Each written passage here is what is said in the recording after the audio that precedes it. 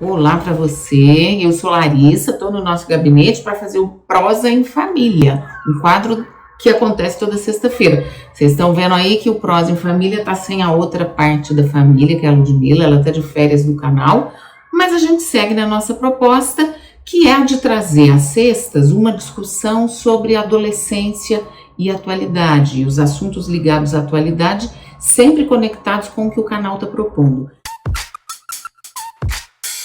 Nesse mês de novembro, nós estamos propondo discutir o livro A Sociedade do Cansaço, do Byung-Chul Han.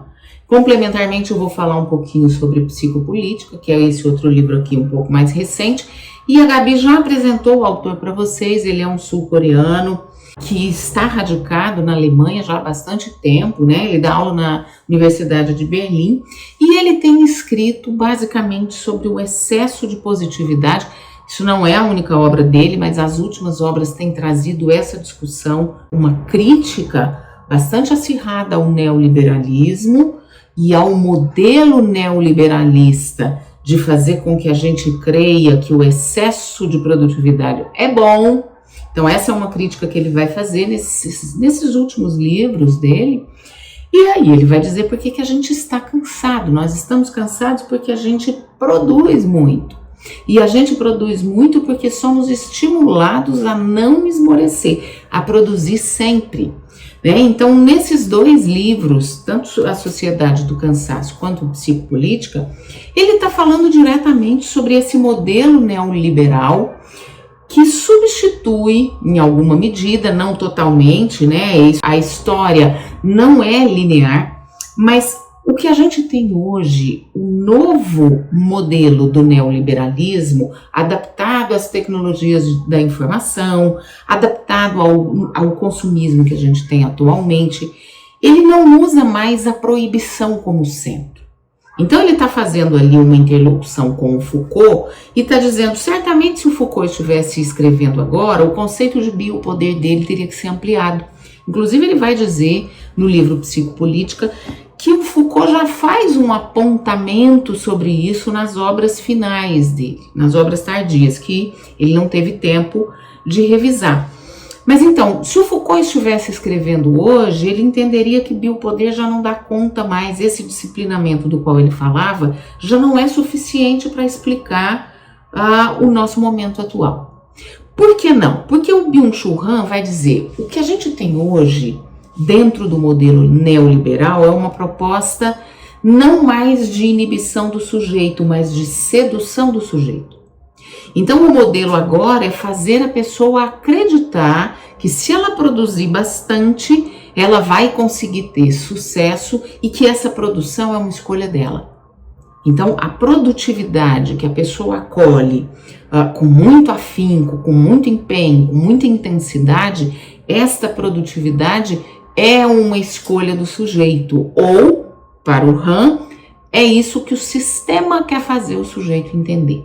Que, na verdade, ele não está mais oprimido ou submetido, mas que ele é um empreendedor de si mesmo. Por isso, a gente vai falar numa uberização do trabalho.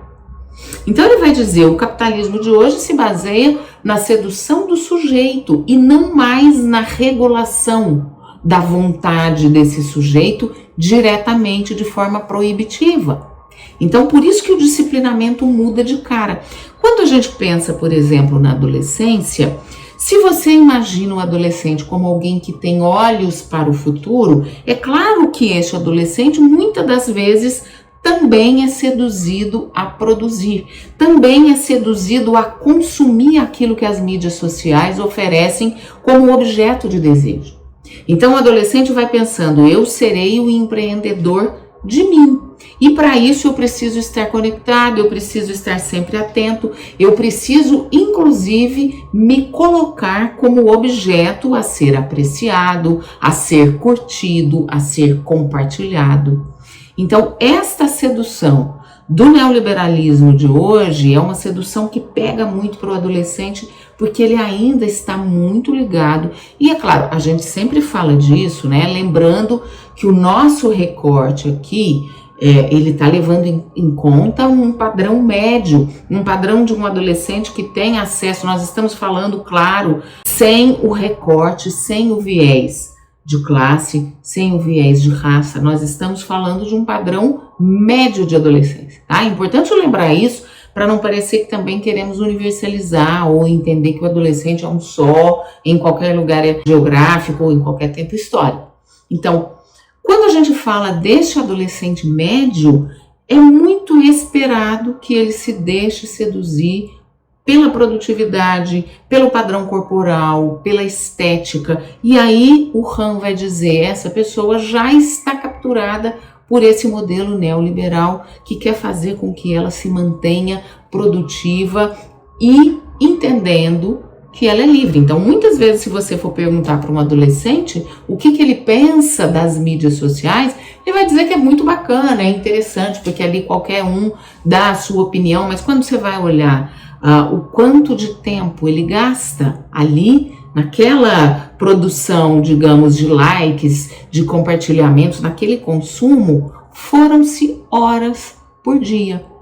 E daí, cada vez mais, o adolescente vai tendo a sensação de que ele precisa estar conectado. De alguma maneira, isso responde a esse excesso de positividade que o Han está denunciando, a esse excesso de produtividade que a gente é seduzido a empreender. E para o adolescente, por exemplo, isso pode se traduzir muitas vezes na permanência por um tempo muito longo dentro das mídias sociais, fazendo aquilo que todo mundo espera, consumindo corpos, consumindo padrões e muitas vezes vendendo também a sua própria imagem.